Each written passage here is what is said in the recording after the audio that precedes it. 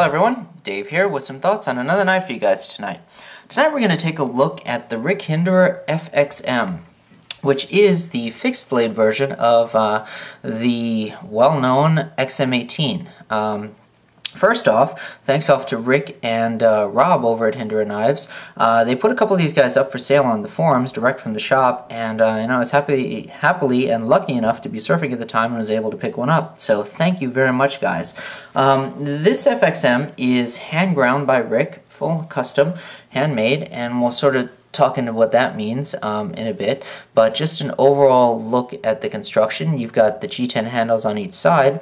The steel on this one that Rick has started using in both the FXMs and in the XM18s is the Carpenter steel CTS-XHP, which is essentially, if we could sort of see the marking there on the blade, it is essentially a stainless D2 steel, so it has all the properties of D2, which is just awesome. In addition to that, it is stainless, so, you know, very, very cool there. So, you know, let's get into it a little bit. Being hand ground, you know, it is going to feature that incredible hollow grind, these beautiful curves with the yokote being a little bit rounded there into the Spanto tip.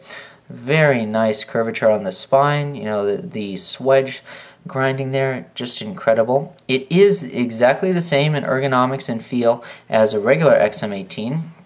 We'll bring out one for comparison. The Gen 2s, which were all also hand ground by Rick, so this is a good comparison just so you guys can sort of see what's going on. G2 there, construction.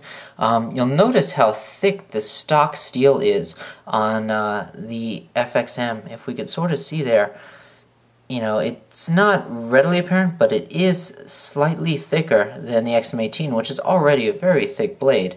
You can sort of see the tip profile there, just incredible. Those Spanto tips are just awesome.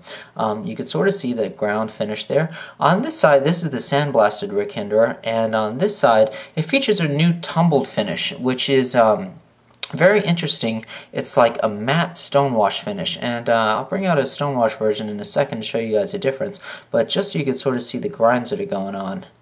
Very cool. It's the exact same grind that Rick did back in the day and still does on the hand ground knives. It's just awesome. Wickedly sharp stuff and just beautiful.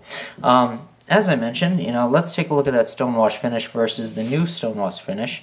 So here we go on a Gen 3, and you can sort of see the differences here on the grinds as well. You'll notice that the FXM, that stonewash finish, is definitely more matte than the other stonewash finish on this XM18. You'll see the difference in the grind patterns there. The third gen being flat ground, a little bit different overall. Sort of thickness there. You can sort of see what's going on. But it's the finish. Going back in and taking a look, as I mentioned about the ergonomics, the handle, it's exactly the same as a non-flipper XM18. Same feel, same everything. I'll say that the fixed blade is a little bit thinner overall, you know, in grip and performance. If you take off the clip, as I did on this guy, and I think it's just a great feeling. It is so comfortable and feels so great. Just, you know, fabulous. And to get that in the fixed blade version, just very cool. Okay, the stamping, as you can see there, is the same as on the flash points. The flash point is also a fixed blade Hinderer. Maybe you guys have seen those. It's a little bit smaller, about 2 3/4 inches versus this guy at 3.5 inches. So, you know, it is going to be a little bit smaller of a fixed blade, this being the full size version, or full being the 3.5 inch version. So, very nice. You know, as you guys may have noticed, I don't have a huge collection of fixed blades. My purposes, rather the folders, seem to serve those purposes a lot better, but when I saw this guy, I was like, wow, just got to get one. And as hard as it is to find the XM18s, you know, I just hadn't seen one of these guys pop up before. You know, I, of course, knew that they existed, but very elusive and kind of hard to find, so I was really thrilled that I was able to get my hands on this guy.